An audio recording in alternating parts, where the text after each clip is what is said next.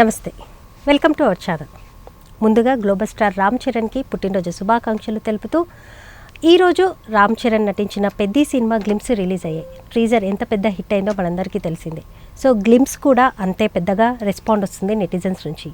So ఆ Peddi cinema release date and Ram చరణ్కి గాయమైన విశేషాలు సీనియర్ జర్నలిస్ట్ హేమసుందర్ గారిని అడిగి తెలుసుకునే ప్రయత్నం చేద్దాం. సార్ నమస్కారం. నమస్తే అండి. సార్, రామ్ చరణ్ కంటికి గాయమైనా కూడా షూటింగ్స్కి ఏమాత్రం లేట్ చేయకుండా తను షూటింగ్ కూడా ప్రారంభం చేశారు అన్న ఒక వార్త బాగా వైరల్ అవుతుంది ఇప్పుడు. అలాగే పెద్ది సినిమా గ్లిమ్స్ తన పుట్టినరోజు సందర్భంగా రిలీజ్ చేశారు. సో ఆ గ్లిమ్స్ చూస్తుంటే కూడా బూస్ బంప్స్ వస్తున్నాయి. సో ఈ సినిమా విశేషాలు, రామ్ చరణ్ పుట్టినరోజు విశేషాలు అండ్ గ్లిమ్స్ విశేషాల గురించి మీరేం చెప్తారు సార్? గ్లిమ్స్ పుట్టినరోజు సందర్భంగా వాళ్ళు రిలీజ్ చేశారు. ఆ గ్లిమ్స్ కూడా ఈసారి ఏంటంటే అప్పుడు సిక్సర్ కొట్టిన, అంటే స్పోర్ట్స్ బ్యాక్డ్రాప్ కాబట్టి సిక్సర్ కొట్టిన రామ్ చరణ్తో అప్పుడు వచ్చింది టీజరు. ఇప్పుడు గ్లిమ్స్ ఏంటంటే కుస్తీ బ్యాక్డ్రాప్లో, ఓకే, అంటే విలన్కి హీరోకి మధ్యలో డైలాగ్స్ అన్నమాట. అంటే కుస్తీ అంటే బంతి పట్టుకుని బ్యాట్కి ఎదిరిల్లే ఆట కాదురా, ప్రాణంతో చావుకి ఎదిరిల్లే ఆట అంటూ డైలాగ్ ఉంది. ఓకే, ఆడే నా పొగరంటూ ఈయన హీరో డైలాగ్ కూడా ఉంది. అంటే ఆ కుస్తీ సన్నివేశాలు, గద పట్టుకుని ఒక ఆంజనేయుడు టైప్లో వీర వ్యవహారం చేసే సన్నివేశాలు రామ్ చరణ్ వీర వ్యవహారం చేశాడని చెప్పొచ్చు. గతంలో స్పోర్ట్స్ బ్యాక్డ్రాప్ సినిమా అనుకున్నారు, కానీ ఇప్పుడు దీంట్లో కూడా కుస్తీలకు సంబంధించిన అంశం కూడా ఉంటుంది అనేది ఈ గ్లిమ్స్ ద్వారా. అప్పటిదాకా క్రికెట్ ఒకటే అనుకున్నారు, ఇప్పుడు కొంత కుస్తీలకు సంబంధించిన ఆ ఫిజిక్ కానీ ఆ ఫిట్నెస్ కానీ అవన్నీ కూడా ఆ బాడీ ఫిట్నెస్ కనిపిస్తుంది మనకి. ఓకే, ఏదైనా స్పోర్ట్స్కి సంబంధించిన బ్యాక్డ్రాప్లోనే వచ్చేస్తుంది. ఇప్పుడు కుస్తీ అనేది కూడా ఒక రకమైన పోటీయే కదా సార్? కుస్తీ అది విజయనగరం యాసలో డైలాగులు.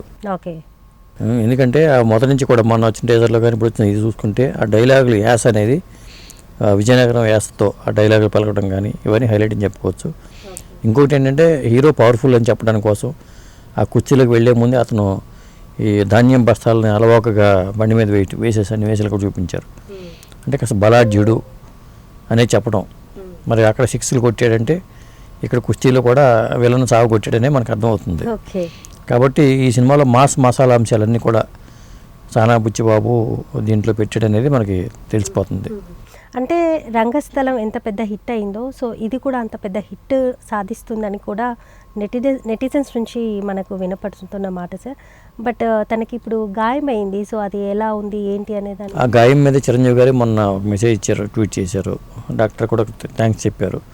ఏదో కుట్లు పడినట్టుంది. అట్లా గాయంతో కూడానే ఆయన కార్యక్రమానికి వెళ్ళాడని చెప్తున్నారు. మొన్న ఆయన పుట్టినరోజు వేడికి కూడా వాళ్ళ సిస్టర్స్ వాళ్ళని హారిక కానీ సుస్మిత కానీ వీళ్ళు వెళ్ళి ఆ ఈవెంట్ని కూడా డిస్టర్బ్ కాకుండా వాళ్ళు వెళ్ళారు. ఫ్యాన్స్ని ఖుషి చేశారు వాళ్ళు. అంటే ప్రతి పుట్టినరోజుకి హంగామా ఉంటుంది ఆ మెగా ఫ్యామిలీలో. మరి రామ్ చరణ్కి మరి పుట్టినరోజు అన్నప్పుడు ఆ హంగామా లేకపోతే ఎట్లా, అది ఘనంగా చేశారని చెప్పొచ్చు. అలాగే మరి షూటింగ్ బ్రేక్ పడుతుందా, సినిమా రిలీజ్ వాయిదా పడుతుందా, అవును, చాలా మందిలో అపోహ ఉంది, ఈ డౌట్స్ ఉన్నాయి.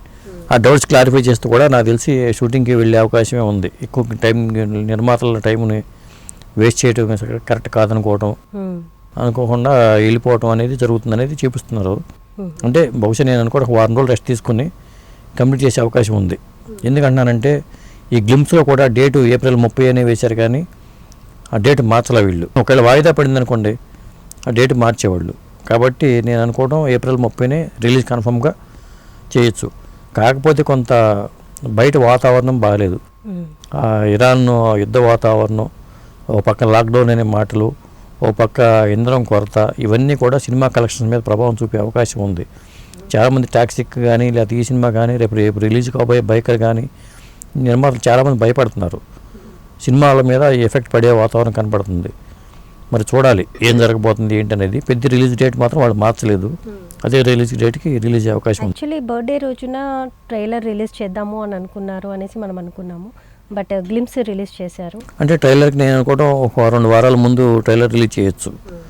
ఎందుకంటే వాళ్ళు ముందు టైం తీసుకుని, అందువల్ల ఇవాళ అప్డేట్ ఇవ్వకుండా మళ్ళీ పాటలకు సంబంధించి 2 పాటలు చిత్రీకరించాల్సి ఉన్నాయి అంటున్నారు. కాబట్టి వీళ్ళు పెట్టుకుని వాళ్ళు చేసే అవకాశం ఉంది. సార్, గాయంతోనే సెట్స్లోకి వచ్చేసారు రామ్ చరణ్ అన్న ఒక వార్త కూడా వినపడింది, మరి అదేంటి? అదే గాయంతో సెట్స్లోకి వచ్చారా, ఆ ఫోటోలు కూడా వైరల్ అవుతూ ఉన్నాయి. నేను అనుకోవడం అంటే దాన్ని కవర్ చేసుకునేలాగా ఏదైనా చేస్తారేమో. అయితే ఆపరేషన్ జరిగి కంటికి పైన చిన్న గాయమైందని చెప్పారు కాబట్టి కొంత డాక్టర్ కూడా థ్యాంక్స్ చెప్తూ చిరంజీవి ట్రీట్ చేశారు కాబట్టి అది అబద్ధపు వార్త కాదు, వాస్తవం వార్తే, అంతవరకు కన్ఫర్మ్. అయితే రామ్ చరణ్ కెరీర్ పరంగా ఆయన మరి సినిమాల పరంగా చాలా జాగ్రత్తగానే వచ్చాడు ఆయన.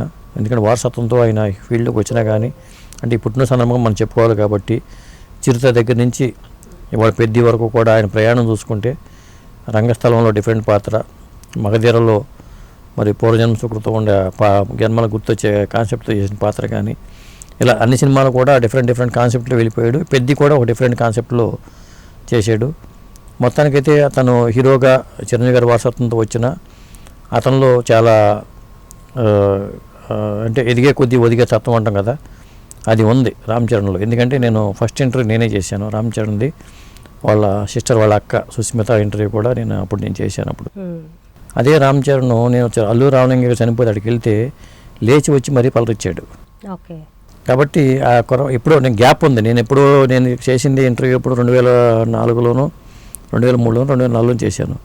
అల్లు రామలింగ గారు చనిపోయిన తర్వాత చాలా కాలం తర్వాత అయినా సరే గుర్తుపెట్టుకుని అక్కడ చూశాననే విషయం గుర్తుపెట్టి లేచి వచ్చి మళ్ళీ మాట్లాడేస్తాను. కాబట్టి ఎదిగే కొద్ది ఒదిగే తత్వం చిరంజీవి గారితోనే కాకుండా రామ్ చరణ్లో కూడా ఉందని అనుకోవచ్చు. ఓకే సార్, స్టార్టింగ్లో మటుకు తన కెరియర్ ఎక్కడో మూత పడిపోతుంది అన్న వార్తలు కూడా వినిపించాయి. చాలా అవమానాలకు కూడా గురయ్యారు రామ్ చరణ్ గారు. కానీ వీటిని అధిగమించి మగధీర సినిమాతో తను ఒక సక్సెస్ఫుల్ స్టార్డమ్ తెచ్చుకున్నాడనే చెప్పుకోవచ్చు అంటారా? మగధీర తన కెరీర్ని బాగా మలిచిందని చెప్పాలి. ఎందుకంటే చిరంజీవి గారికి ఖైదీ ఎలాగో రామ్ చరణ్కి మగధీర అలా.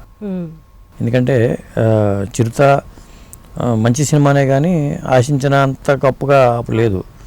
మగధీర వచ్చిన తర్వాతే రామ్ చరణ్ సత్తా ఏంటి, రామ్ చరణ్ ఎలా ఉపయోగించుకోవచ్చు, డైలాగ్ డెలివరీలో కానీ ఆ షేర్ ఖాన్తో మా డైలాగులు కానీ ఇవన్నీ కూడా చాలా పవర్ఫుల్ డైలాగ్. అది ఏదో షేర్ ఖాన్ ఒక్కరిని కాదు 100 మందిని పంపించు అని షేర్ ఖాన్ అనే డైలాగులు కానీ ఇవన్నీ కూడా. ఆ తర్వాత మరి రంగస్థలంలో మరి చిట్టిబాబు పాత్ర అద్భుతమైన పాత్ర అని చెప్పొచ్చు. చెవిటివాడిగా అతను చేసిన పాత్ర కానీ ఇలా అంటే డిఫరెంట్ పాత్రలు చేయడం కానీ, అలాగే RRRలో చేసిన పాత్ర క్లైమాక్స్లో మరి సీతారామరాజుగా చెలరేగిపోయే సన్నివేశాలు కానీ ఇవన్నీ కూడా. సార్ అంటే ఏ పాత్రనైనా తను పరకాయ ప్రవేశం చేస్తారని చెప్పుకోవచ్చు అంటారు కదా? 100%. వారసత్వంతో వచ్చిన వాళ్ళు అందరూ నిలబడలేరు. అంటే మనకి ఫాదర్ గాడ్ ఫాదర్ ఉండొచ్చండి, వచ్చిన వాళ్ళందరూ చాలా సక్సెస్ అయిన వాళ్ళు ఎవరూ లేరు. దాసు గారి అబ్బాయి కానీ రాఘవేంద్ర గారి అబ్బాయి కానీ ఇలా చూసుకుంటే చాలామందికి సన్ స్ట్రోక్ తగిలింది. సాధారణంగా సన్స్ ఉన్నప్పుడు సన్ స్ట్రోక్ అనే మాట కూడా వచ్చింది. కొంతమంది పైకి రాలేదు. ఎందుకు రాలేదంటే అది టాలెంట్ లేకపోతే ఎవరో నిలబడలేరు కూడా.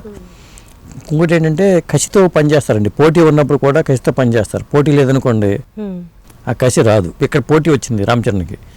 తన ఫ్యామిలీ హీరోనే మరి అల్లు అర్జున్ పక్క ఎదుగుతున్నప్పుడు ఆటోమేటిక్గా మనం ఇంకా దాటి ముందుకెళ్ళాలనే పోటీ తత్వం ఉంటుంది. ఇప్పుడు కూడా పోటీ ఉండాలి. ఆ పోటీ ఉంటేనే ఒకళ్ళు మించి ఒకళ్ళ కలెక్షన్ మించి ఇంకొకరు ముందుకు వెళ్ళాలి అనే తాపత్రయంతో అలా మంచి సినిమాలు రావడానికి ఒక సక్సెస్ఫుల్ పర్సన్గా ఎదగాలంటే పోటీ అనేది కంపల్సరీగా ఉండాల్సిందే. అదేండి. Okay sir. సో పెద్ద రిలీజ్ పోస్ట్పోన్ అవ్వకుండా అదే డేట్న రిలీజ్ అవ్వాలని, ఇలాంటి పుట్టినరోజులు మళ్ళీ ఇంకా ఎన్నో జరుపుకోవాలని కోరుకుందాం. నమస్కారం. నమస్తే అండి.